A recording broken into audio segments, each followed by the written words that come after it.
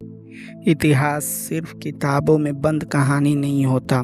इतिहास बनता है उन लोगों से जो अपनी ज़िंदगी से ज़्यादा अपनी सोच की अहमियत देते हैं।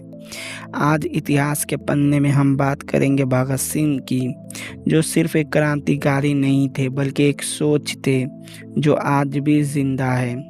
भगत सिंह का जन्म 28 सितंबर 1907 को पंजाब के एक देशभक्त परिवार में हुआ।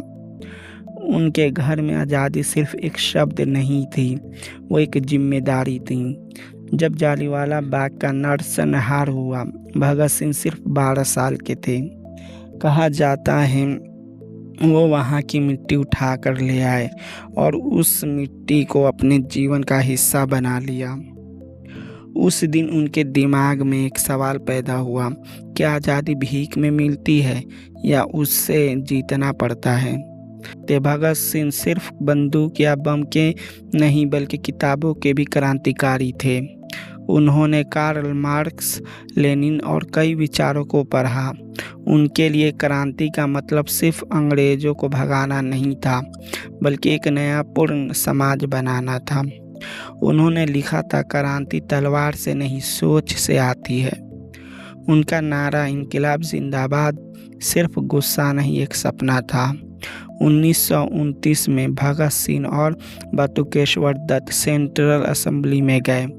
उन्होंने बम फेंका लेकिन किसी को नुकसान पहुंचाना उनका मकसद नहीं था। उन्होंने खुद गिरफ्तारी दी ताकि पूरा देश उनकी आवाज़ सुने। उनका कहना था, बहरे कानों को जगाने के लिए धमाके की ज़रूरत होती है।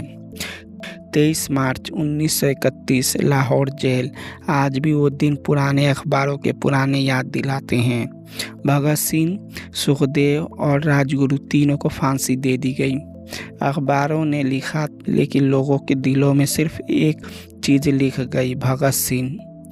कहा जाता है फांसी से पहले भगत सिंह शांत थे और कह रहे थे, मैं अपना फर्ज निभा रहा हूँ। भगत सिंह सिर्फ एक तस्वीर नहीं, सिर्फ एक स्लोगन नहीं, वह एक सवाल है, क्या हम सिर्फ उनकी जयंती मनाएंगे या उनकी सोच को भी अपनाएंगे। आज जब भी हम तिरंगे को देखते हैं तो याद रखिए, इस रंग के पीछे किसी का सपना था, किसी की जिंदगी थी। यही थी इतिहास के पन्ने की पहली कहानी। आप बताएं भगत सिंह का आज के भारत में आपके लिए क्या मायने रखते हैं। कमेंट में अपनी राय ज़रूर लिखिए।